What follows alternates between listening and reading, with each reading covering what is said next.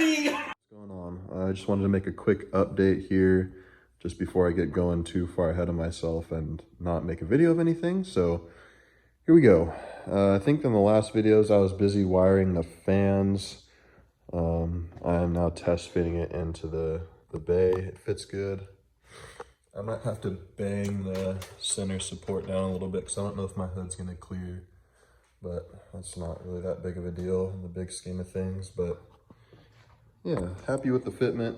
This is meant for a Fox body because obviously that's a Fox body 5.0, so it actually fits decently. It's sitting on the frame rail over there, but it's pretty much even anyway, so not a big deal. Took a little while to get all the wiring done. You can see where this goes. I'm not done. I haven't put the convoluted tubing on it or anything, but so it's all that, and then it comes up here, and then these two inline fuses power each fan, and then these wires along with this temp sender wire go into the cabin.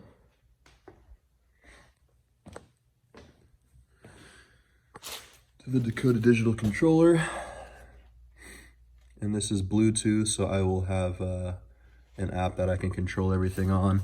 Everything is plugged in, wired, ready to go. The only thing I have left to connect is this ground, where whenever I find a place to put this. So yeah, that's good. Let me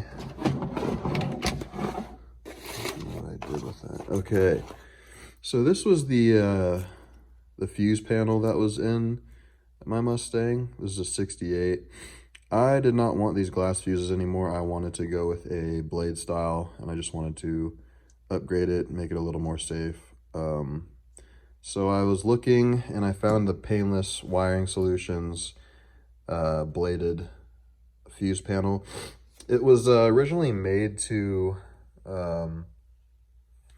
use like a fuse tap, and you'd like tap power from one of these and you'd have two, but I just cut this off and then followed the wiring for this and wired everything up into this. Ignore how it's sitting right now. I was just making sure everything worked. So now this is the main fuse panel for my 68. I don't know if it's safer, but the gauge wiring is a little bigger. Obviously, it's bladed fuses, which is easier to replace, in my opinion. I don't know if it's more reliable, but it's just more modern. This is a Restomod, and this is obviously seen its fair share of mileage. It's probably been around longer than I have, so yeah. I figured I'd show you guys that, and I figured I'd knock this out while I was wiring up the fans and everything else. Might as well get all the wiring stuff done. So it looks fucking crazy, but it's not. Everything's hooked up where it should go. I have a few extra ignition hots and constant hots that I won't need to use until I put in more accessories, if I do so. But yeah, that's what I've been busy doing. A lot of wiring, but it's going smoothly so far. Really happy with this radiator and fan setup. I mentioned it in other videos, but this is the late model Resto LMR contour fan setup that's meant for a Fox body. So you get the dual OEM contour fans with the LMR custom bracketing meant for a Fox body radiator. And then I bought the SVE aluminum, I think it's a 3-row, not sure, radiator. So yeah, this should keep it plenty cool. Before the guy before me just had a rad, no fans. So yeah, I think that's it for this video. Like I said, I wanted to keep it short, just show you guys what I've been working on. Get any other parts for it I can show you.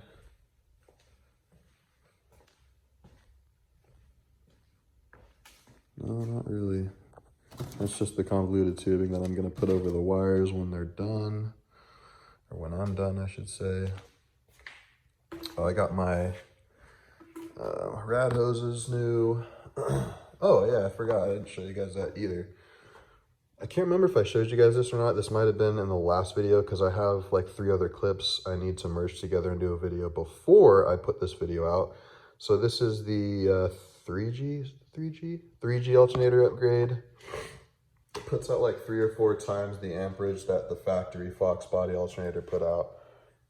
And the one that was on mine just looked like it was on its last leg or past that. So I went ahead and did this upgrade. Super simple, barely any wiring needs to be done.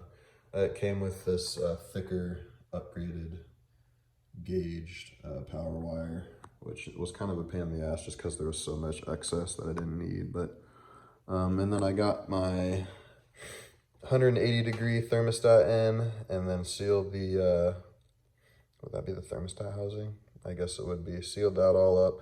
Got the water pump in. One thing I will mention, since the way I'm running my belts, I'd mentioned this in other videos, but I'll mention it again.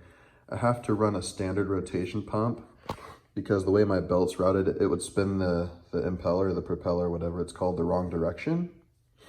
So I had to buy a standard rotation pump from a different vehicle. In doing so, everything fit correctly except for the pulley. So the bolt holes didn't line up, and I had to drill out new holes to match up to the new water pump. So that was the only hiccup I ran into on that. Not too big of a deal. Another issue I ran into was belt length. I had done a ton of research, and the guy was supposedly running the same setup as I was that I found on a forum. He said to get this belt, it wasn't long enough. I need about 2 or 3 more inches in length for this to fit properly. So I went ahead and ordered a longer belt. So just for future reference, if you're running this setup, which is just the alternator and water pump, and you're gonna run your belt like this, ignore that. That's an idler pulley I will not be using. So it's literally just going to be like this. Just those 3. And there's the tensioner. If you're going to run that, you're going to want 6PK, is it 1200? Yeah, 6PK1200. This is a millimeter counter, I guess. So 1115 millimeters. So I'm going a little bit bigger, obviously, because I have to. It's a 6-ribbed belt. Yeah, so don't get this one if you're gonna run my exact setup on this Fox body engine. Get something longer. I'll make an update video just to make sure I didn't get one that was still too short or too long. I doubt it's gonna be too long. But yeah, this is not the correct belt. Do not get this. Get 6PK1200, or even a little bigger if you want. So yeah, but other than that, it's really close to running. I just I want to make sure this is done right. I don't want to rush through it, fuck something up, especially with all the wiring I'm doing and stuff that's meant for a Fox body that's going into 68. So and if you watch my previous videos, it did run before. It just needed like a major overhaul with all the maintenance items, and obviously the alternator, the battery was a piece of shit. The wiring was all messy all over the place. So yeah, it should run. If it doesn't, it will. I'm not even gonna not even gonna question it. I might actually fire it up here in a few minutes, but yeah, that's where I'm at. Next video, I'm not sure what I'll be doing, but I'll let you guys know. So I'll see you.